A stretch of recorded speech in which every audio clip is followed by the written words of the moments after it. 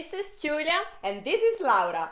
We're professional food photographers and founders of Food Photo Circle. And we're here to share our knowledge with you. We know how hard it is to get started in food photography. We've been there. But don't worry, we've got you. In this video, you will learn the basic techniques that will immediately elevate your food photography. So are you ready? Let's dive in. So today, a super interesting topic. This is our mini course on editing for food photography. We're going to teach you how to speed up your workflow, how to use presets, how to get a consistent look and feel for your images, and some advanced editing in Photoshop. So if you are the person who used to spend hours at your laptop. This is me, by the way, real footage of me. Just what year is it? No, it's me. I love this meme. It's so funny. But we got you. After this mini course, you will have the tools to speed up your workflow, speed up your editing process, get organized, get consistent editing, and just elevate your food photography so much. So, what are you going to learn? Why you should start using Lightroom right now. And I mean right now. Get on your phone, download the Lightroom app for your phone, download the Lightroom desktop for the laptop, and thank us later. So with the Lightroom app, it's super powerful, and you will learn how to use the Lightroom app to optimize your workflow and save hours of frustration time. You will always be able to find your photos even years down the line, and it's just a game changer. Then you will learn how to create a consistent style with your editing, so you can start crafting your own unique style, which is going to make you stand out from all the other photographers. And then how to use presets to save tons of editing time. Like 80-90% of your editing can be done with one click, and then you fine tune it. And then you can use Photoshop, which comes with the package, with the Adobe Suite package, to do advanced editing, which is what the tools that the pros use to, again, make the photo stand out, also to solve some problems in terms of when you're shooting, you might run into some trouble, and Photoshop is there to help. So here we have different softwares, and what is the best software? So as we mentioned before, Lightroom is your friend. The bomb. The bomb, exactly. So ditch all the editing softwares and go straight to Lightroom and be faithful for Lightroom.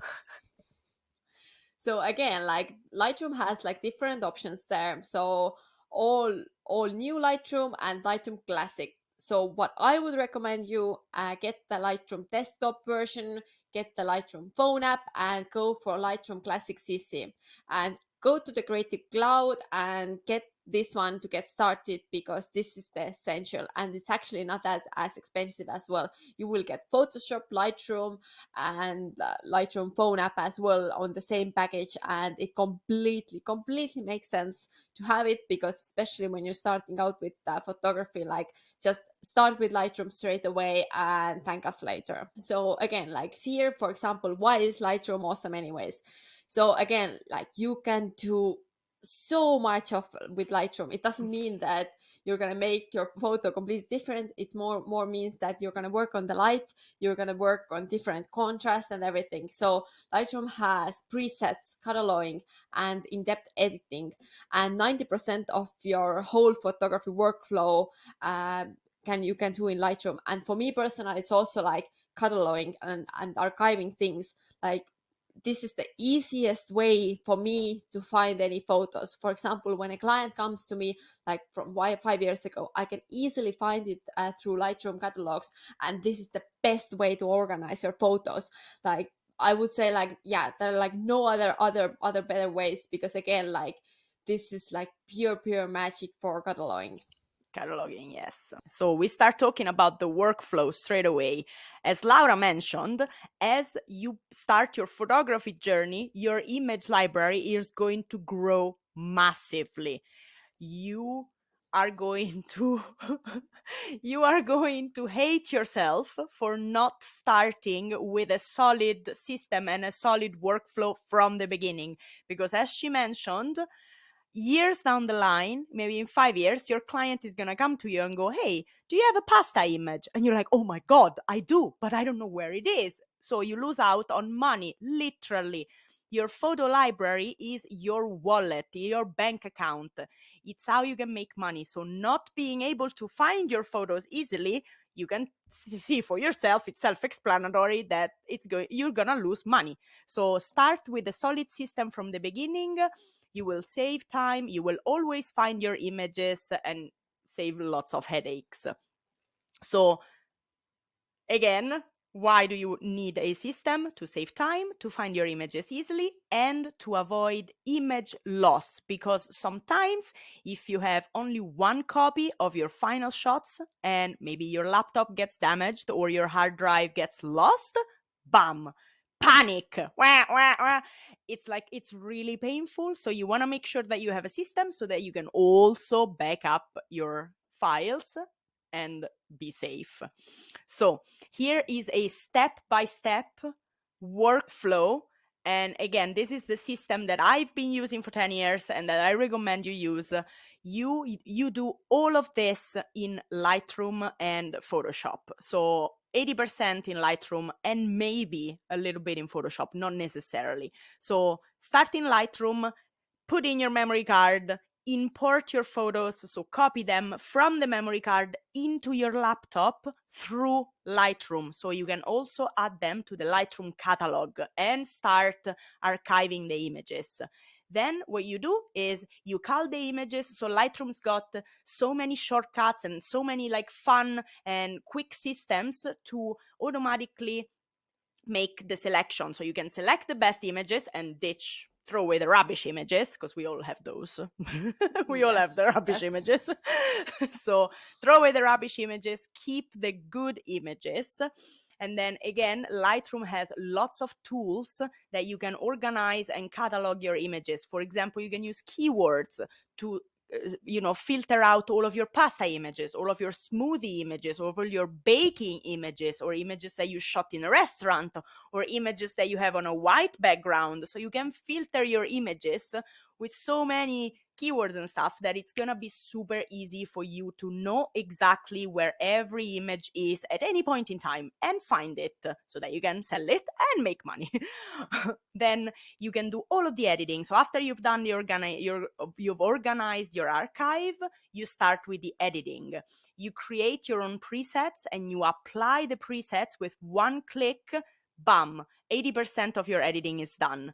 And then you fine tune the editing, and then you do the local adjustments. Again, all of this is done in Lightroom. If you want, for example, your subject to pop and you want to adjust the highlights and shadows, just on that, you have selective editing tools in Lightroom that you can use. If you want to change the color of one subject, you can do that.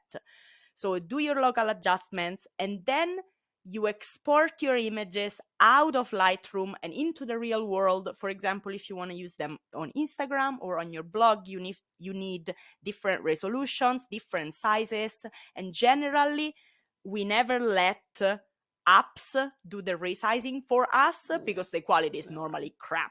Like if you upload an image to Instagram and you let them do the resizing, oh my God, it's horrible. So you do the exporting to make sure that your images are the best possible quality. And then if you need to, you can take those images into Photoshop and do the more advanced editing, which we're going to talk about later. Exactly. And another super important thing that I mentioned earlier is backups.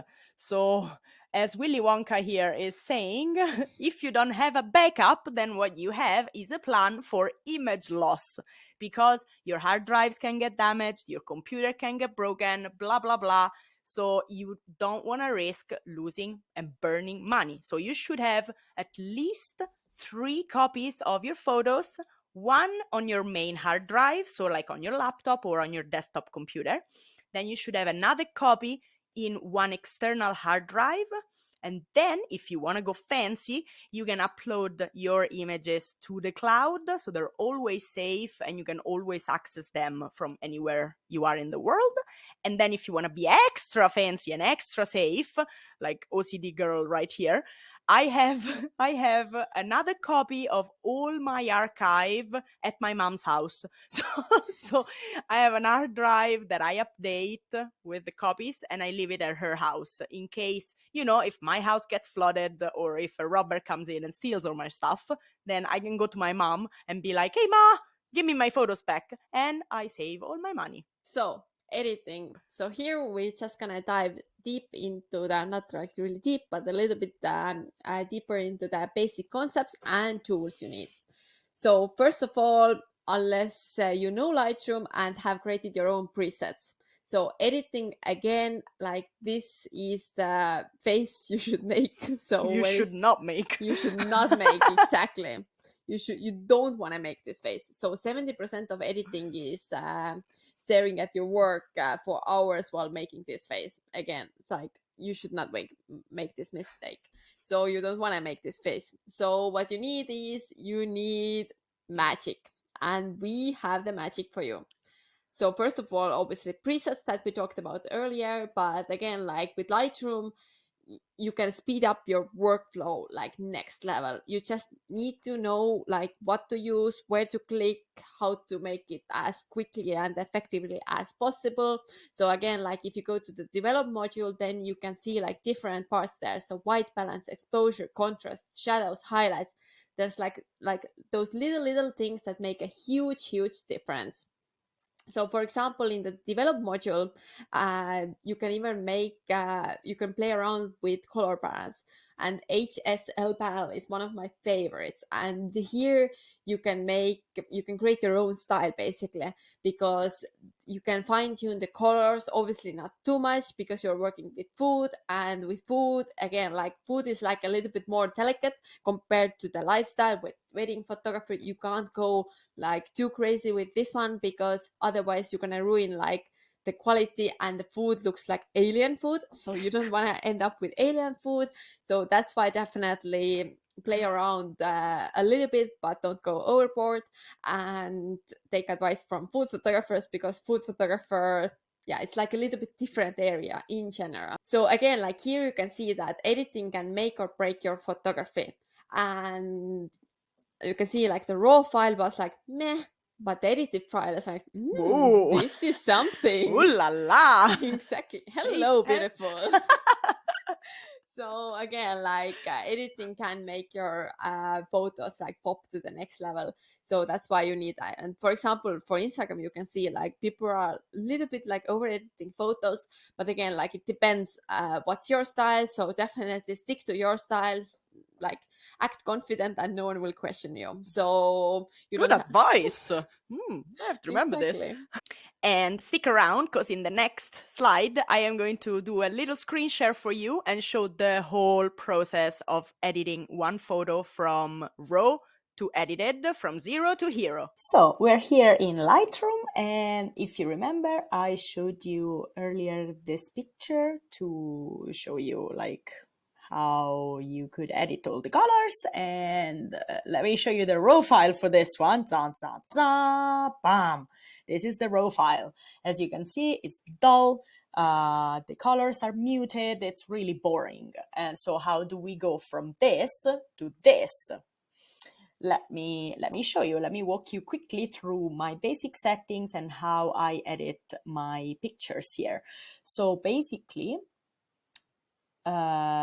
I am going to first adjust the white balance. I shot this image with flash, so I'm just gonna go flash, and this will give me a pretty basic white balance, which means I am pretty sure that my colors are realistic and that my whites are white, which is really important in food photography because we don't want alien food. We want our food to look really good.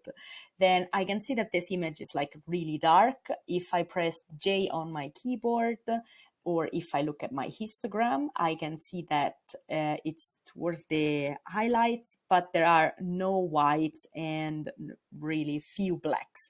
So I am going to increase my exposure a little bit. Then contrast, I generally give my images anything between 15 and 20 points of contrast because I think that's a sweet spot for me. Highlights, I might want to lower the highlights a little bit just to get back some details in that part, this part of the image. And then I also want to brighten up my shadows to, again, give more details to my shadows. Also, this is an image of fruit, and I was gonna make it look summery and fresh, so having dark shadows doesn't suit the mood that I want for this image, so I am going to get that to 75-ish. Then you can see how the contrast is kind of like reducing here. I want to bring that back by increasing my whites, making sure that I don't clip them too much, and decreasing my blacks to make my image like really pop at this point.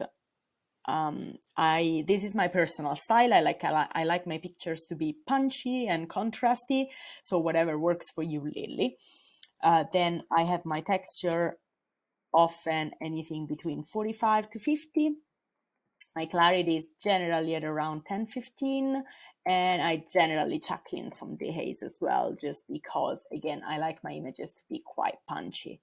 Then I'm going to give it another point of exposure because I like them bright. And then we work on the colors. So my vibrance is generally around 20. I don't saturate the colors, the overall colors over here, because as you can see, they start to look fake. So I don't normally touch the saturation slider over here. I directly go down to the HSL panel. And in the HSL panel, you can work on each color individually, and you can change the hue, the saturation, and the luminance. Now, because we don't want alien food, I just want to play slightly with the HSL panel in this picture. I want to increase my blues a little bit to give them a little bit more saturation because my background is blue and I want that to come through, and also my blueberries to make them like really stand out. Maybe I will increase my greens a little bit because they look a little bit pale. So I will give it a little punch of green. And then I'm noticing that my reds are a little darker. So I want to increase some luminance in those reds, again, to make them like really stand out. And pretty much this is the basic editing that I would do on this image. Obviously, there's a lot more here to explore: the color grading, the detail, lens correction. I can see that my lines are not straight, so the next thing I'm gonna do is straighten those. So there's a few other things that I want to do in my image here, but this was just to give you an overview of the basic editing. So we went from this raw file, dull and dark, to this fresh, punchy, happy, and colorful. So next up, we have presets. And presets are the magic. You can craft your style. You can have like an editing. You can have a consistent editing style. So this is one of the things. Like at first, you might even not notice it, but when you start out with photography, then you at some point you realize, like, okay, you start to recognize photos because of some photographers have their own editing style. And what you need is like you need a shortcut for editing. You don't want to end up hairy and spend your lifetime in Lightroom and behind your laptop, because there's a whole world out there. So you want to get out there. So what you need is a good workflow, and you need presets. So presets, this is one of the main misconceptions that people have, that presets are filters. No, presets are not filters. Presets are your lifesavers to have a better workflow. So with presets, it means that you have a preset, you have a consistent style, and then with every photo you do some tweaking. you adjust the photos, especially like local adjustments, then some of the light ones might not work, so adjust, you always do some tweaking, because we don't use filters are like you put a filter on and run. No, with presets you can't do it. Like you should not do it. Well, you can do it, but you should not do it. Like just put the preset on and do some little bit of tweaking here. And presets are your shortcut. So if you're not using presets, then please start now and thank us later. Absolutely. So again, like with presets, you can save 80 or 90% of time, and you can have 80% of editing done with one click. And it's super easy to use. And especially when you have your own presets, then at some point you get like the workflow goes quicker and quicker and quicker every time. And then you always need some adjusting, and it's super easy to use. So on the next slide, I'm gonna give you a super quick intro how to use presets and how to get started. So this is just like a super quick intro for you to get started. So obviously you put on your settings, whatever you want on your basic Lightroom preset. And then once the settings are all there, then it's time actually to make a Lightroom presets, and the process is extremely easy. You just press the plus button and presets, then you click the create presets option, and then you select you just select create presets. The next step is there you can determine which settings should be part of your presets. So especially when you develop the presets window, then you can check all the boxes. What do you need? What do you don't need? What are important? What are not important? In many cases, you usually select most of it. And then you give the presets your name and select the folder to save it. And there, you just hit the create button and there you have it. So as you can see, like with presets, you can create different looks, different styles with only one click. You can have matte presets, you can have bright and colorful, completely depends on your style. And you can have like play around, especially I feel like when you start out, then you should play around with different styles. And even if you have been on photography for years and years and years, at some point you should like start like playing around with different styles as well, to get something more to your toolbox, because otherwise you might be like too one-sided. And to spice it up, then definitely play around with different styles and spice up your work in general and find different styles. So Add a little spice. exactly, just a little bit. And again, like consistent editing gives your photography unique style, and this one is like so essential. And again, like with presets, again, like only use like for food, only use presets for food, because you don't want to end up with alien food again. Like I have been like telling this one so many times, but this is super Still important, funny. because when at first I edited myself, then I started using presets, and then when I went bananas with presets, then what happened was that basically I went too overboard, and at some point, like the food didn't look edible whatsoever. So yeah, this is important part here. Oh, now we get into the good bit. So, Photoshop. It's not as difficult as people say, and I'm gonna show you like a quick overview of the things that you can achieve in Photoshop. So, normal photographers use Photoshop, to clean the skin and make a model look super pretty, while food photographers, we can actually do some proper magic in Photoshop. So, some of the most fun creative applications that you can do in Photoshop are remove distracting objects. So, for example, you have a crumb out of place and you want to get rid of it. Done, one click. You can clean untidy food. So, if the food has got some blemishes, the fruit is not perfect because maybe you live in a snow country and you're looking for strawberries in December, obviously they're not going to be perfect. So you might need to use some Photoshop to clean them up.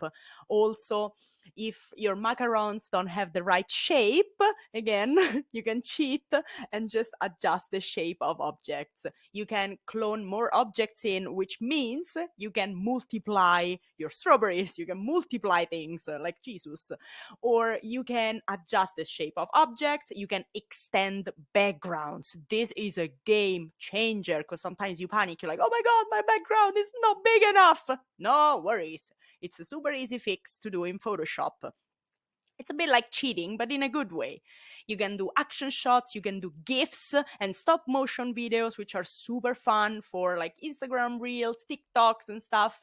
And you can do compositing, which is the ultimate Photoshop application, creative application. And that's gonna really take your photography to the next level. Like, if you wanna shoot advertising and commercial clients, you need to know compositing. Otherwise, clients will not hire you. So that's the ultimate application. And so next, to just tease you a little bit, I am going to show you a quick screen share of me extending a background to show you how simple it is to actually use Photoshop in a creative way and to help your photography. Here I have my paella image in Photoshop. Now, when I shot this image, the paella pan was quite a lot bigger than I wanted it to be. And my tile, which is my background here, was tiny compared to, like, I wanted to leave a lot more space around the paella to give it breathing room and also to be able to add text. As I was shooting this, I knew I had to tweak it in Photoshop, which is absolutely fine. Learning these techniques in Photoshop, it's not cheating, it's just adding tools to your tool belt so that when you're shooting, you can have the flexibility to say, you know what, there's no way I can do this in right here, like as during the shoot part, but that's okay because I have the ability to fix whatever I need to fix in post-production. So that's absolutely fine. Now I'm going to show you the first tool that I really like to use because it's the fastest and it generally does a really good job at extending our backgrounds. And that is the content-aware crop tool. So to select the crop tool, you can either go here on the left-hand side to your tool panel, or you can press C on your keyboard. Make sure when you do this that you have the content-aware option checked here. What does this do? So if you want to extend your background, basically what with this checked, what you're telling Photoshop is, I want you to take pieces from the image and put them, copy them, those pixels onto this blank piece of the canvas. And content aware, as in you, Photoshop, need to understand which one is my background and which parts of the backgrounds I want to carry here. So basically, you're telling Photoshop, please read my mind and extend my background. And again, it does a pretty good job. Now, because we need to give Photoshop the best chances to help us though. So for example, here I included this piece, like the wooden table underneath on the top and at the bottom of my frame. And I don't want Photoshop to take the pixels from there when it's coming here to extend my background. So what I'm gonna do first is I am actually going to crop those pieces of wood out so that Photoshop knows that the only pixels it can take from my images are the beautiful marble, and it's not going to consider the ugly wood. So then you click on the check mark to commit to this crop. You can also do that by pressing enter on your keyboard. And here is the crop that we have now. So now from here, we go to the crop tool again.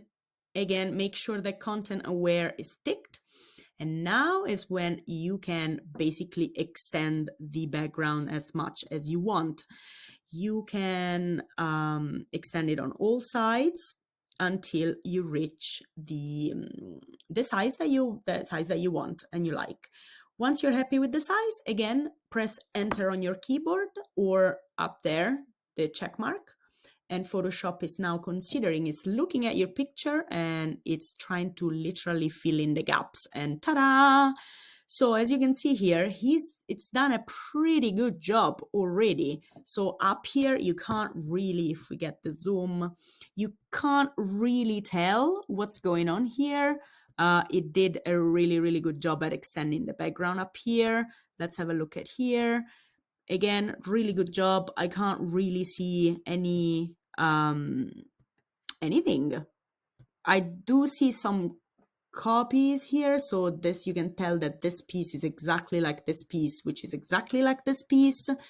But I mean, when you're shooting on marble, it happens that patterns repeat, and also we can fix that with our clone tool, which is what I'm going to show you next. Because as you can see here, we still need to fix this corner here, and right here I can see this line, and that's not okay.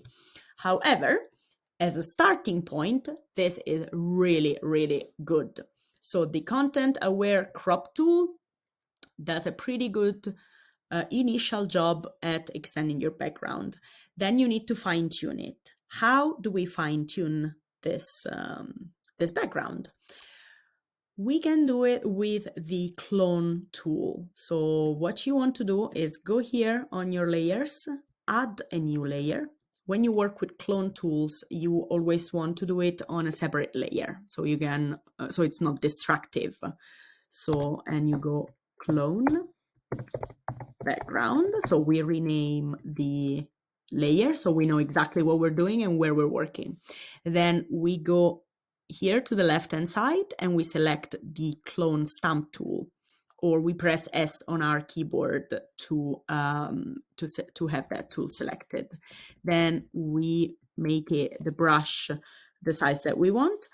We press Option to tell Photoshop where to sample the pixels, and then we start basically painting those pixels on top of where we want them. So with Alt, you get that little target there, and you click on there to, again, sample those pixels, and then ta-da, you get to extend that. And if you go here, make sure that on top here we get this aligned checked, and make sure that you're sampling all layers. Because since you're working on an empty layer, if you only sample current layer, there's nothing on that layer. So Photoshop won't be able to get pixels from there because there's nothing. So sample all layers so that Photoshop can take the pixels from the background layer. And then we just basically keep doing that until we are happy with our results here. And then again, let's zoom in a little bit here. If we want to adjust this part where we have 3 exact copies of this piece of pattern here, again, S to select the stamp tool, the clone stamp tool. And then what you can do is sample maybe either this white part to get rid of that, to make it less obvious that it's been cloned.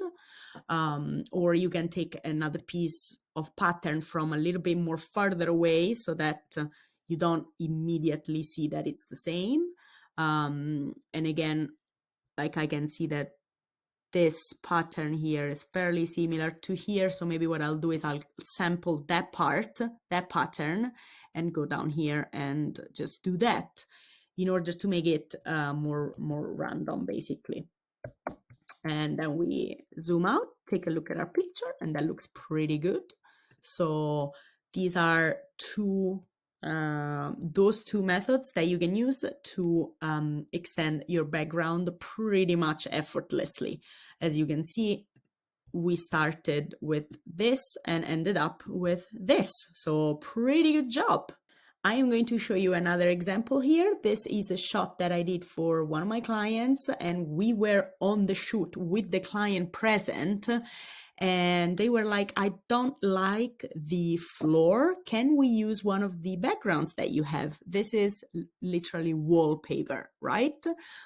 However, the wallpapers, as you can see, is not wide enough to accommodate for the beautiful knife collection and the knife holder. But my client insisted that they wanted this background, and I actually agree with them. It does look a lot better than the concrete floor. So right there and then, they were like, is this going to be a problem? And I was like, no, don't worry. I know Photoshop magic, so we can shoot this on any background you like, and then I will be able to extend the background in Photoshop, because obviously they wanted all of this space around to advertise their product with copy, because this is a product shot.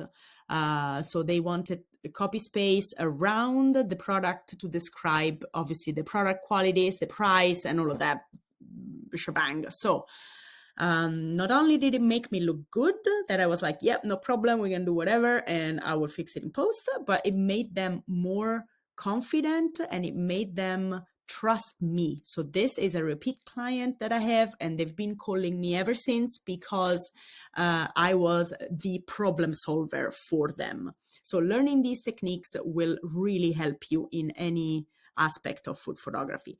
So here again, we repeat the process. I'm making it straight so that the cropping is a little easier. We crop down all the external noise, basically, and all of the part of the image that we don't want Photoshop to take inspiration from. And I'm not too worried about that, so I can't really crop that out in any way, because if I do, then I'm gonna crop this, and it's not happening. And again, if I do it this way, that's too much cropping there. So I'm not too worried about that. I know I can clone it out later. So here we go. This is our first crop to get rid of all the distractions. And now we go in with the content aware fill crop. So we tick that, we go back to our crop tool, and we extend the background as much as we want, really. There we go, a little bit there, a little bit there. Obviously, my client provided me with the exact dimensions that they needed. Now, for tutorial purposes, I'm not going to be too precious about it, so it's just whatever looks good. And then we commit to that crop, and we let Photoshop do its magic. And wow, mamma mia, I'm actually super impressed with this. Wow, that's so much work saved for us. So as you can see, maybe there's a little something to adjust here, but Photoshop did a really good job. And obviously there's that cloning there, which I was expecting. So no, absolutely no problem. Brilliant. So we have a really good starting point that saved us a lot of time. So what we're gonna do now is we are going to create another layer, and that's the clone layer. Again, this is the same process as we did, but I wanted to show you on another image just to show you that it can be done in different ways. Again, I press S on my keyboard, or right here we have the clone stamp tool. I press Option on the keyboard to get that little target thing, and then I sample that area.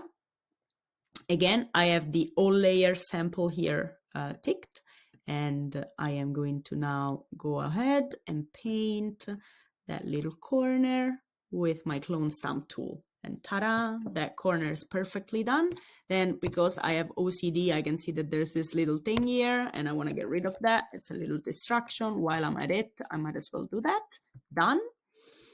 And then, where else was it obvious? So as you can see, as zoomed in here, this is a little bit obvious. So I am going to fix that with, again, the clone stamp tool. So Option to get the little target sample area, and then click and drag over that area to get rid of any potential distractions or artifacts that we can see. Again, here I can see some artifacts. So again, Option target that area and paint over with my brush with the clone stamp tool to get rid of any obvious mistakes. There's a little crumb there, pop, gone.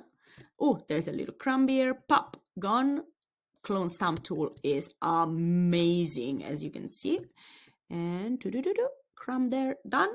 And here it looks pretty good. If you want to make it random, again, just like, again, it's kind of like no one's gonna see this but you, because you know it's there. Like if your client looks at this image, they would never ever guess that you did this. But to make it more random, you can always sample some pixels and just like plop, give it some cloning here and there, just to, again, make it as random as possible and as less obvious as possible. Plop, and there we go. And now if we look at the image, ta-da, it's brilliant. And now if you want to extend it even more, what you can do is go back to your clone, extend it even more. Now Photoshop is gonna do even a better job because you have a lot more background to work with. So if you extend it more, ta-da, like to go really overboard and crazy, just to show you the power. Crop tool, content aware, we fill that in. Why can't we? And there we have it. So again, no one will ever notice that you did that. And now my clients got all the space that they need for copy and whatever else they want. Super powerful tool. Here's a quick recap and key takeaways from our little mini course series. So first off, Adobe Suite is essential. So get to the Creative Cloud, get the Adobe, get the Lightroom, get the Lightroom phone app, get the Lightroom desktop, get the Photoshop, and get started. And this is super important. Start from the beginning, and start from the beginning with keeping your image library organized, because we said that image library is your bank account, it's your wallet. The images are your products. So if you don't know how to find them, if you lose them, pain, emotional damage, like it's really not good. So stay organized. Heartbreaking. Stay organized from the beginning and have multiple backups of your files.